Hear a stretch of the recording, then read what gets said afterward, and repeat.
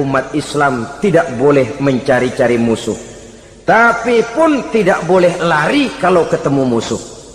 Musuh jangan dicari, ketemu jangan lari. Karena itu kesan seolah-olah umat Islam ini teroris, umat Islam ini destroyer, umat Islam ini sering menimbulkan keonaran, kerusakan.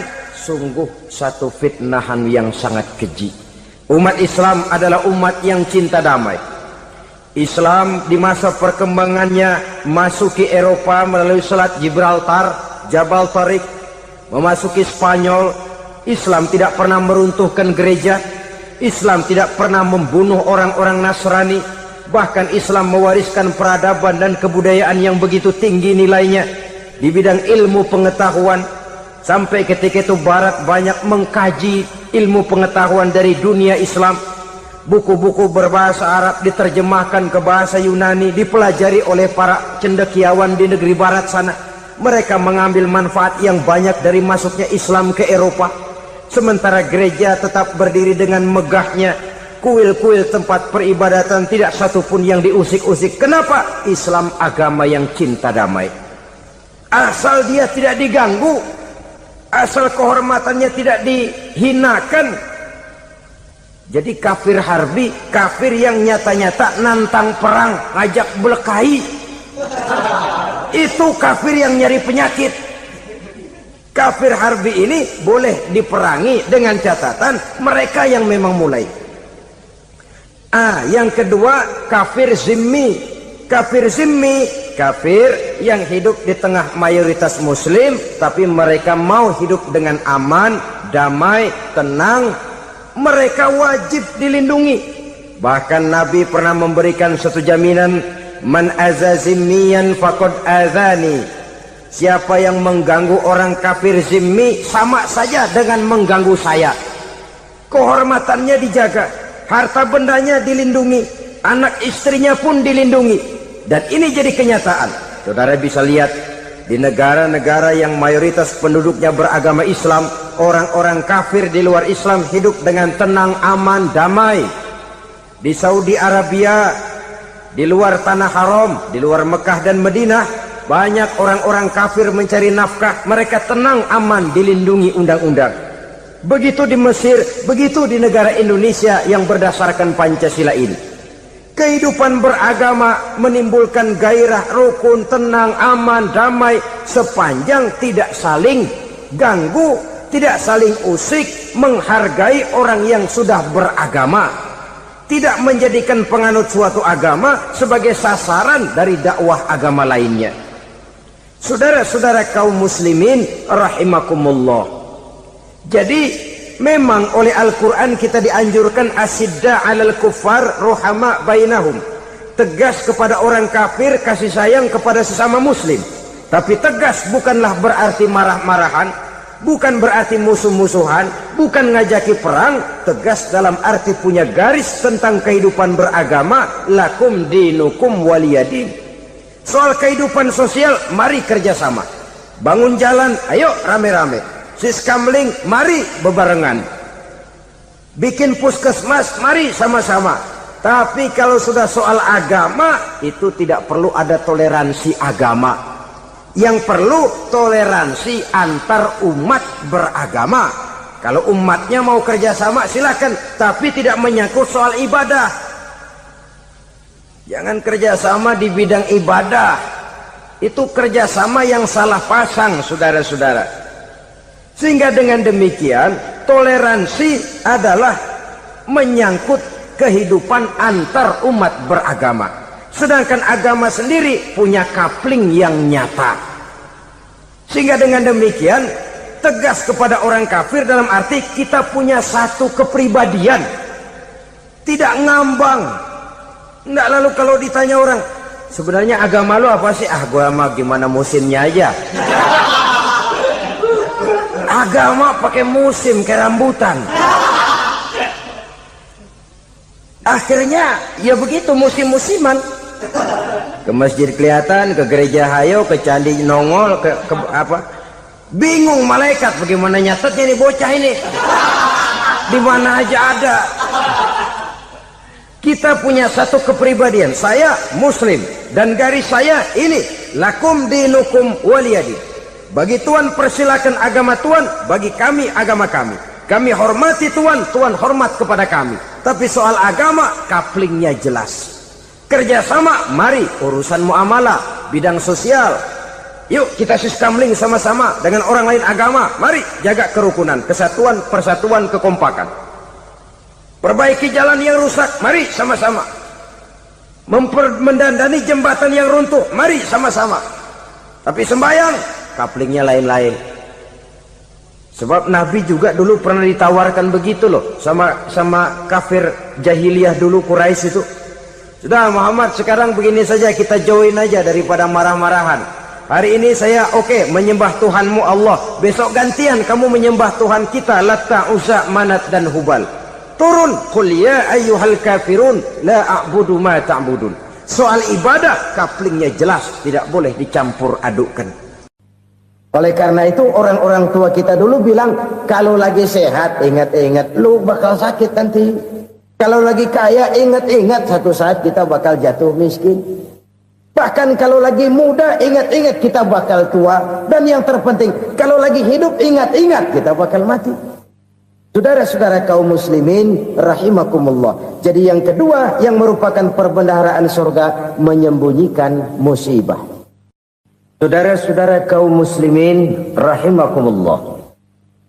Hal ketiga yang merupakan perbendaharaan surga adalah wasilatur rahmi. Orang yang suka bersilaturahmi. Sebagaimana yang kita maklum bahwa manusia adalah makhluk yang disebut zon politika. Makhluk sosial yang tidak mungkin hidup sendiri-sendiri. Betapa dan siapapun kita memerlukan orang lain. Bodoh betul manusia kalau tinggal di tengah masyarakat tapi tidak mau bermasyarakat. Merasa hebat sendiri, pintar sendiri, gagah sendiri, kaya sendiri. Mungkin kalau mati juga ngubur sendiri. Jangankan kita di sini. Di sorga saja Nabi Adam waktu sendirian bengong melulu, mondar mandir. Allah tegur dam sepi dam. Ya ini kalau bahasa saya. Iya Tuhan sepi ini nggak ada coret-coretan pisan ini. Diciptakan Siti Hawa baru anteng Nabi Adam. Itu di sorga. Cobalah. Umpamanya saudara tinggal di Jakarta nih. Kayak bener. Apaan aja di Jakarta punya saudara dah. Jembatan Semanggi ambil. Monas buntel bawa pulang. Hotel-hotel ambil semua. Cuman tinggal di Jakarta sendirian. Apa enaknya? Betapa dan siapapun kita perlu orang lain. Tidak ada seorang pun yang bisa memenuhi kebutuhan hidupnya secara sendiri-sendiri. Nah, Islam telah menyelamatkan manusia dari ras diskriminasi. Mengikat manusia dengan persaudaraan yang berlandaskan kepada akidah. Karena itu dianjurkan bersilaturahmi. Bahkan Nabi menyatakan, Man arada ayyubsata lahu fi rizkihi wa yunsa'a fi atharihi falyasil rahimah. Siapa yang kepengen diluaskan rezekinya dan dipanjangkan usianya, banyaklah ia bersilaturahmi. Siapa yang kepengen dimudahkan rezekinya, hendaknya ia banyak bersilaturahmi. Kalau banyak teman, kesulitan kan paling tidak ada tempat cerita. Udah susah, sendirian kita pikirin diri, nggak ada tempat tukar pikiran. Cepet banget sama bengek. Dilawan sendiri. Nah, secara makro kita bisa berkata, tidak mungkin ada kemenangan kalau tidak ada kekuatan. Tidak ada kekuatan kalau tidak ada kesatuan dan persatuan. Tidak mungkin ada kesatuan dan persatuan tanpa semangat silaturahmi. Kalau umat Islam mau menang, dia harus kuat. Kalau umat Islam mau kuat, dia harus bersatu. Kalau umat Islam mau bersatu, dia harus membudayakan silaturahmi ini. Bahkan sampai-sampai kata Nabi, kalau bisa cari nilai tambah. Apa? Silman qata'ak. bersilaturahmilah kau kepada orang yang marah denganmu. Masya Allah, indahnya ajaran agama kita. Orang yang marah pun kepada kita, kata Nabi, kalau bisa bersilaturahmilah kepadanya, kepada orang yang marah itu. Di situ nilai tambah. Cuman jujur nih hadis, ngucapinnya gampang, ngamalinnya yang berat banget. Orang marah sama kita, kita disuruh silaturahmi, ada apa malu? Lu marah, ada gua marahan lagi. Gue pikirin. Saudara-saudara kaum muslimin rahimakumullah. Tapi ini yang diajarkan, bahkan ini yang dicontohkan oleh baginda Rasul. Bagaimana begitu mudah, misalnya satu saat Abu Jahal ini ngatur strategi bagaimana bikin Muhammad celaka. Dia gali lubang di depan tempat tidurnya. Dia tutupin daun korma. Terus dia panggil seseorang, ke sini. Kasih tahu Muhammad, pamannya sakit keras, minta ditengokin. Berangkat orang ini ke sana. Muhammad, labbaik. Pamanmu sakit keras, dia minta ditengokin. Baik, saya akan datang menjenguk beliau. Berangkatlah Nabi ke rumah Abu Jahal tanpa prasangka apapun. Abu Jahal udah pasang setil, selimut 3 rangkap setengah dipakai, persis kayak orang meriang. Tapi sembari ngintip dari balik selimut, begitu Muhammad buka pintu, nah masuk perangkap nih. Muhammad jalan menuju tempat pembaringan. Makin lama makin dekat, makin lama makin dekat, makin dekat ke lubang yang dipasang oleh Abu Jahal itu. Dalam hati Abu Jahal, terus dah jatuh, mampus dah lo ini. Mampus lo hari ini nih. Apa yang terjadi? Malaikat Jibril datang. Muhammad, pamanmu cuma pura-pura sakit. Di depan tempat tidurnya ada lubang perangkap supaya kamu jatuh ke situ. Sudah, kamu pulang. Balik kanan Nabi. Sudah hampir jatuh ke lubang, balik kanan, pulang. Bayangin kecewanya Abu Jahal. Muhammad dikit lagi, Muhammad dikit lagi. Enggak, paman, saya pulang aja. Emosi bangun dari tempat tidur, enggak sadar kalau lagi pura-pura sakit. Lompat ngejar Nabi, dia lupa dengan lubang yang dia gali. Usrak, nyemplung sendiri ke dalam lubang.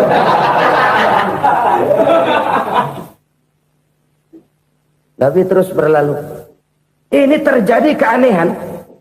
Jatuh ke lubang yang dia gali itu sebenarnya nggak terlalu dalam ya, antara 3-4 meteran lah.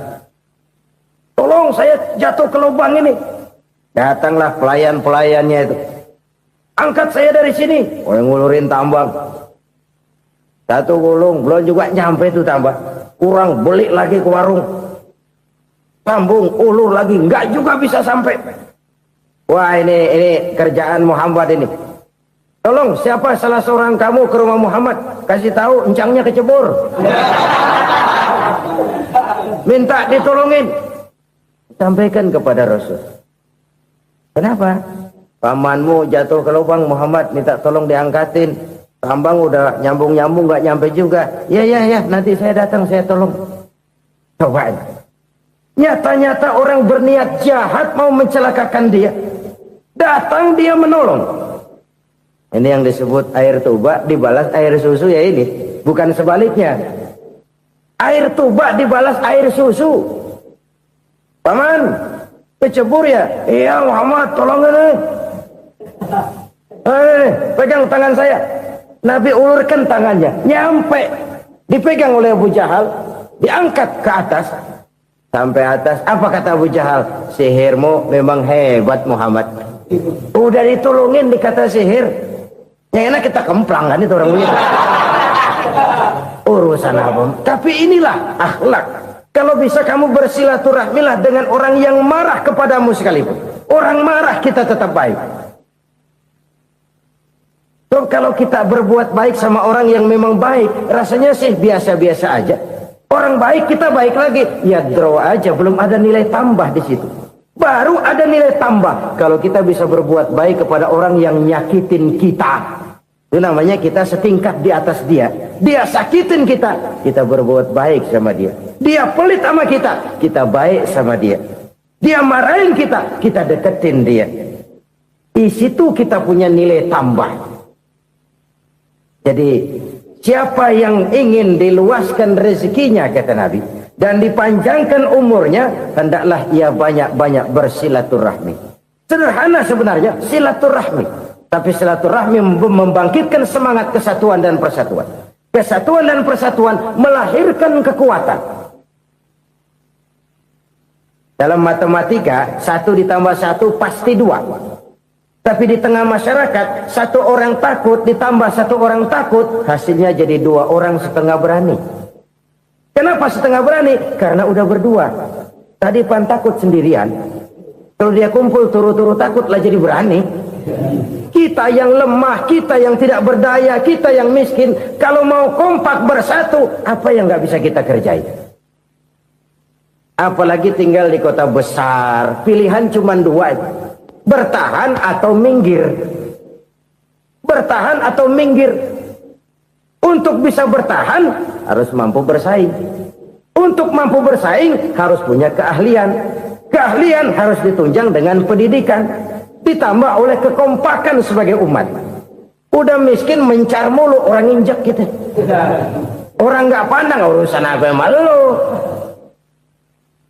Oleh karena itu, silaturahmi pada hakikatnya merupakan roh dari ukhuwah yang diajarkan oleh agama kita. Bagaimana Islam menyelamatkan masyarakat manusia dari ras diskriminasi, mengikat manusia, dan tidak ada persaudaraan yang lebih indah selain persaudaraan yang diikat dengan nilai-nilai akidah. Sepanjang orang di jalan Allah, itulah saudara kita. Keluar dia dari jalan Allah, selesailah persaudaraan sampai di situ. Karena itu, kalau ingin menyimpan sesuatu di surga, banyaklah bersilaturahmi. Datang ke rumah ini, datang ke rumah itu, dan lain sebagainya. Itu simpanan kita di akhirat nanti. Ini yang ketiga. Saudara-saudara, yang keempat, perbendaharaan surga itu apa? Wa qawlu la hawla wa la quwwata illa billah. Ucapan la hawla wa la quwwata illa billah. Ibadah kan ada yang berat, modalnya besar. Bangun masjid berat, modalnya besar. Bangun rumah sakit berat, modalnya besar. Ada ibadah yang berat tapi modalnya ringan. Misalnya puasa. Puasa itu berat, mengendalikan nafsu. Kalau sekedar nggak makan nggak minum sih enteng, mengendalikan nafsu. Itu jihad terbesar, tapi kan modalnya ringan, cuma niat saja. Ini ibadah berat, modalnya ringan. Ada ibadah yang ringan, modalnya juga enteng. Seperti termasuk ucapan la haula wa la quwwata illa billah. Tanpa sadar, la haula wa la quwwata illa billah. Nyelengin tuh di surga. Nyelengin, kita nggak terasa. Nyelengin simpanan akhirat. La haula wa la quwwata illa billah. Nyimpan lagi.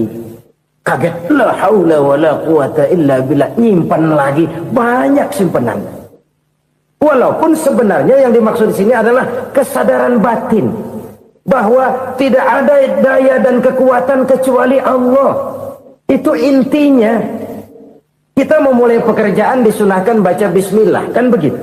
Apa itu? Kesadaran moral. Bahwa ini saya bisa kerjakan. Saya kerjakan ini dengan menyebut nama Allah. Kenapa? Kalau Allah tidak memberikan daya dan kekuatan, mana mampu saya kerjakan ini. Maka saya kerjakan ini dengan menyebut nama Allah. Bismillah. Kesadaran moral. Manusia hanya wajib berusaha, tapi nggak pernah wajib berhasil. Banyak hal-hal yang kalau kita renungkan secara rasio nggak mungkin. Tapi jadi kenyataan. La haula wa la quwata illa billah. Tidak ada daya dan kekuatan kecuali bagi Allah semata-mata. Kesadaran moral akan kelemahan dan keterbatasan makhluk bernama manusia. Kadang kita kagum dengan otak, tapi kita sering lupa sama yang bikin otak. Padahal bagaimanapun hebatnya otak, yang bikin otak pasti lebih hebat dari otak. Nggak percaya, silahkan otak-otakan. Inilah kecenderungan. Kita kagum dengan pesawat-pesawat mutakhir, bukan main, besi gede banget terbang itu. Alangkah hebatnya. Lalu apa yang bikin otak tidak lebih hebat dari itu semua?